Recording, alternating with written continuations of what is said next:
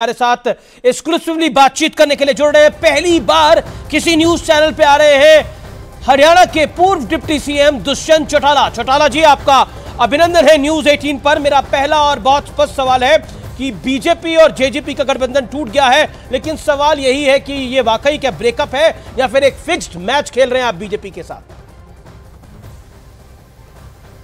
अमीश जी, हमने कल ही पीएसी की बैठक ली है और पार्टी का यही निर्णय है कि 10 की 10 लोकसभा सीटों पर मजबूती से संगठन चुनाव भी लड़ेगा और आगे इसी तैयारी के साथ, क्योंकि 6 महीने के अंदर विधानसभा के चुनाव हैं, हरियाणा प्रदेश की अंदर सिंपल मेजॉरिटी से जननायक जनता पार्टी सरकार में आए, ये लक्ष्य लेकर हम आगे बढ़ रहे हैं। अलायंस रहा, अलायंस प्रदेश को स्टेबल सरकार देने के लिए था। स्थिर सरकार 4.5 साल दोनों पार्टियों ने मिलकर दी।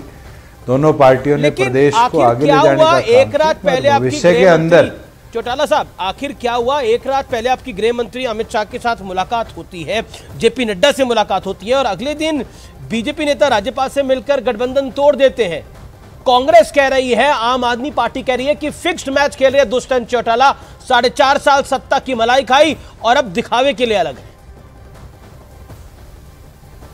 देखिए अमीश जी, मुलाकात हुई, सीट शेयरिंग के ऊपर इश्यूज थे जी। हमने, हमारी 2 प्रमुख सीटें थी, उसका दावा बोला किया, उनने उसके जगह कोई और सीट हमें ऑफर करी। हमारी ये सोच थी कि अगर 5100 रुपया बुढ़ापा पेंशन और विधानसभा की सीट शेयरिंग तय हो जाए तो तय होने पर जननायक जनता पार्टी लोकसभा चुनाव भी नहीं लड़ेगी, मगर उस पर भी सहमति नहीं बनी, क्योंकि आगे की सीट शेयरिंग के लिए अभी से रचना करना, मुझे लगता है भारतीय जनता पार्टी इस पर अपना मन नहीं बना पाई और हमने ये निर्णय लिया कि हम नई सरकार का हिस्सा नहीं बनेंगे। उनने अपना मुख्यमंत्री बदल दिया, उससे सारी काउंसिल के भी रेजिग्नेशन ऑटोमेटिकली हो गए जी। लेकिन मगर 4.5 साल कोई कहे सत्ता की मलाई खाई, मनीष जी मैं ये जरूर कहना चाहूंगा, 4.5 साल में कोविड जैसे क्राइसिस के बावजूद भी हमने प्रदेश को आगे ले जाने का काम किया जी। प्रदेश के अंदर 40,000 करोड़ का निवेश आना बहुत बड़ी बात होती है। 2 एयरपोर्ट हम प्रदेश में नए डेवलप कर रहे हैं। ये सारी चीजें इसलिए कर पाए क्योंकि एक स्थिर सरकार हम प्रदेश में दे पाए जी। लेकिन आखिर ऐसा क्या हुआ कि एक दिन पहले तो प्रधानमंत्री भी बहुत तारीफ कर रहे थे मुख्यमंत्री जी की, लेकिन अगले दिन इस्तीफा हो गया। आपको क्या लगता है, आपने तो मुख्यमंत्री के साथ यानी खट्टर साहब के साथ लंबा काम किया, 4.5 साल उनके डिप्टी बन के, ऐसा क्या हो गया एक ही रात में? अमीश जी, ये तो भारतीय जनता पार्टी का इंटरनल इशू है कि उनने अपना मुख्यमंत्री क्यों आपको क्या लगता है? मगर जहां बात आई, मेरे लगने ना लगने से आगे की भविष्य या पीछे का इतिहास तो नहीं चेंज हो सकता, वो तो उनकी पार्टी का निर्णय था। मगर हमने एक चीज क्लियर कर दी थी कि we will not be a part of the new government, और भारतीय जनता पार्टी ने निर्णय किया। लेकिन आपकी अपनी पार्टी टूट गई, आपके अपने विधायक कुछ टूट गए। हमारा तो एक भी नहीं टूटा। ये रंजीत चौटाला वहां चले गए। एक चर्चा जरूर लोगों ने चलाई कि हमारे 5 एमएलए रंजीत चौटाला वहां चले गए। अभी तक तो एक ने भी पार्टी से इस्तीफा नहीं दिया। रंजीत चौटाला, पार्टी का व्हिप जारी हुआ था, 10 के 10 विधायकों ने व्हिप फॉलो किया। रंजीत चौटाला वहां चले गए। रंजीत चौटाला इंडिपेंडेंट एमएलए थे, हमारी पार्टी के सदस्य भी नहीं रहे कभी। लेकिन आपके परिवार के सदस्य हैं। मेरे ख्याल से, अरे हमारे परिवार के सदस्य 4 पॉलिटिकल पार्टीज में और हैं जी। आईएनएलडी में भी हैं, कांग्रेस में भी है, बीजेपी में अब आ गए, पहले भी थे, जेजेपी में भी है, और कोई ना कोई हमारे परिवार का आम आदमी में मिल जाएगा। लेकिन क्या आपको लगता है जो बीजेपी ने 400 का टारगेट रखा है, बीजेपी का एनडीए गठबंधन है, विपक्ष का इंडिया गठबंधन है, लेकिन आप कहां खड़े हैं इस गठबंधनों की लड़ाई के बीच में?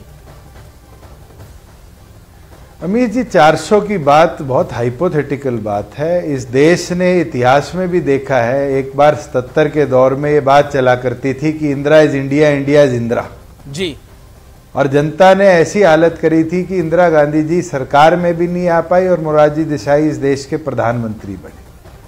अभी तो चुनाव का पहले चरण का नॉमिनेशन आज खत्म हुआ है, 2 महीने से ऊपर का चुनाव है। इसके अंदर तो पता नहीं कितने बदलाव आएंगे, और मैं ये मानता हूं कि उस बदलाव में इलेक्ट्रोल तय करेगा कि 400 है या 200 है। ये इलेक्ट्रोल का मत का अधिकार होगा कि वो किस और रुख बदलें। जी, लेकिन क्या आपको लगता है कि नरेंद्र मोदी, अमित शाह ओवर कॉन्फिडेंट हुए हैं इस बारी की टर्म को लेकर? जेपी नड्डा?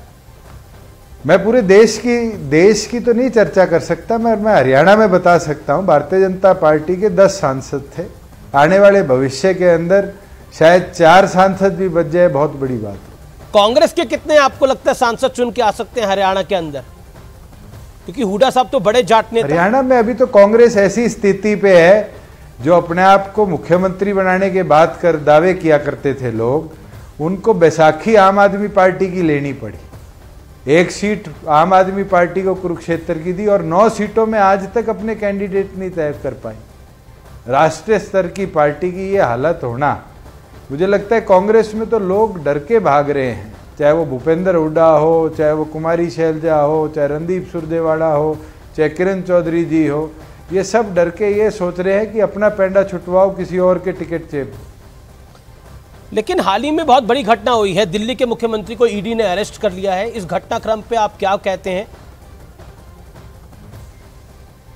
देखो, गवर्नमेंट मशीनरी का उपयोग, चाहे वो इमरजेंसी का दौर हो, चाहे उसके बाद हो, चाहे आज हो, पॉलिटिकल तौर पर हमेशा उपयोग रहा है जी। मगर ये जो मामला है ये बड़ा गंभीर विषय है, और क्योंकि मेरे पास भी एक्साइज एंड टैक्सेशन का दायित्व हरियाणा में था और उस समय ये पॉलिसी आई थी, हमने जब भी इसको ऑब्जेक्शनेबली उठाया था कि कहीं ना कहीं ये स्टेट रेवेन्यू को मारने के लिए पॉलिसी लाई गई है। अब इसकी धरातल का क्या, इसका इन्वेस्टिगेशन निकलेगी जी, ये तो एजेंसीज बता पाएगी, but it is a issue of investigation. एक सवाल जो कि बहुत इंपॉर्टेंट है कि अरविंद केजरीवाल बतौर मुख्यमंत्री गिरफ्तार हुए हैं। ये देश के पहले ऐसे मुख्यमंत्री हैं जो बतौर मुख्यमंत्री अरेस्ट हुए हैं और वो अभी भी मुख्यमंत्री हैं।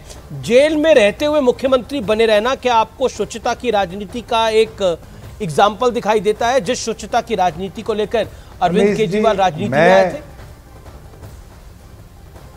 मैं अरविंद जी के इस कदम के ऊपर तो टिप्पणी नहीं करूंगा, मगर मैं जरूर ये कह पाऊंगा कि संवैधानिक तौर पर जितनी मेरी कॉन्स्टिट्यूशनल नॉलेज है ये परमिसिबल है, मगर संविधान की शपथ लेने वाले व्यक्ति को इस तरह के कदम नहीं उठाने चाहिए। आपको लगता है कि अरविंद केजरीवाल को इस्तीफा दे देना चाहिए? मैं बड़ा स्पष्ट सवाल पूछ रहा हूं। जेल में जाने के बाद मैं यही बोल पाऊंगा कि मैं उनके कंटेक्स्ट पे नहीं बोल पाऊंगा, मैं अपने कंटेक्स्ट में जरूर बोलूंगा कि जितनी कॉन्स्टिट्यूशनल नॉलेज मेरी है, लेकिन अभी तो अरविंद केजरीवाल अंदर है ना, ये परमिसिबल है।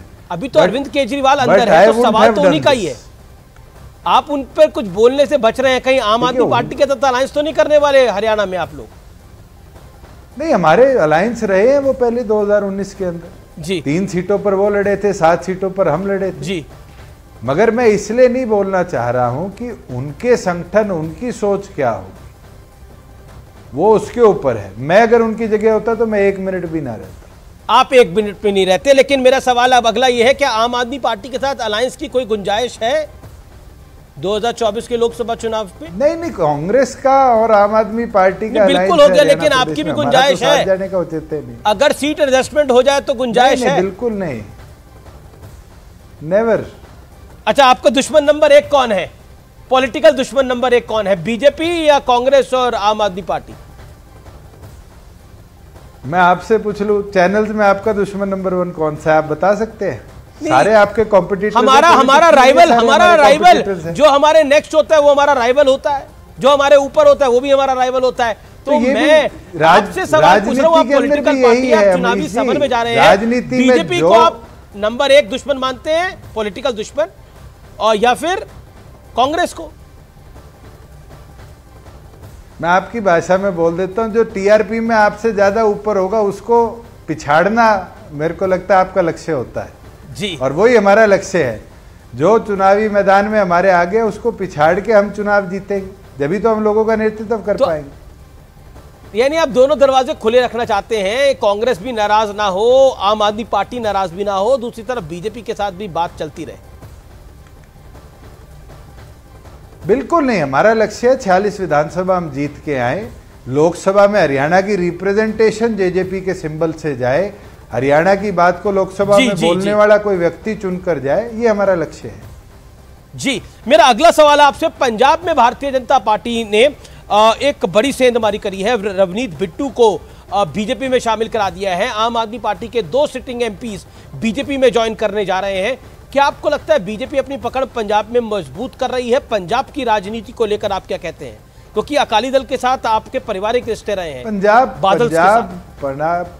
पंजाब एक ऐसा प्रदेश है जिसको समझना बहुत जरूरी है जी। Punjab has seen the hardest times of this country, और उसके अंदर इस तरह से चुनाव में लोगों का सिंबल बदलना, पार्टियां बदलना बड़ा महत्व नहीं रखता उस प्रदेश के अंदर, और लोग इलेक्ट्रॉल्स वहाँ के बड़े डिसाइसिव हैं। और मुझे लगता है ये आम आदमी पार्टी की जब सरकार बनाई भगवंत मान के नेतृत्व में, जब भी लोगों ने कांग्रेस, बीजेपी, अकाली दल को पीछे छोड़कर ये निर्णय किया जी, और ये इतिहास भी रहा है पंजाब का कि पंजाब को कोई भी जज नहीं कर पाया कि इलेक्ट्रोल किस तरफ जाएगा। और मेरा ये मानना है कि लोग तो, ये चुनावी मौसम है और इस चुनावी मौसम में लोग आएंगे जाएंगे। बीजेपी का भी तो एक कांग्रेस के अंदर सिटिंग एमपी हरियाणा का चला गया जी।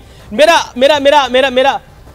आपसे अगला सवाल है, और ये सोशल मीडिया के जरिए सवाल आया है, क्योंकि सोशल मीडिया पे बहुत सारे दर्शक इस समय आपको लाइव देख रहे हैं और आपके कोई समर्थक ही हैं, हिसार से सवाल पूछ रहे हैं और वो कह रहे हैं कि हमें दुष्यंत चौटाला बहुत पसंद है, लेकिन हम चाहते हैं कि दुष्यंत चौटाला एक बड़ी पहल करें और पूरा चौटाला परिवार एक बार फिर एक हो जाए और हरियाणा की सत्ता पे काबिज हो। इनका नाम है विवेक। चलो अमीश जी, मैं तो जो विचार विवेक ने रखे हैं मैं उसका स्वागत करता, और मैं ये लिबर्टी आपको दे देता हूं, आप ही प्रयास कर लो। नहीं, मेरे हाथ में होता तो हम तो चाहते सब परिवारों में एकता रहे, लेकिन फिर भी आपके मन में क्या है?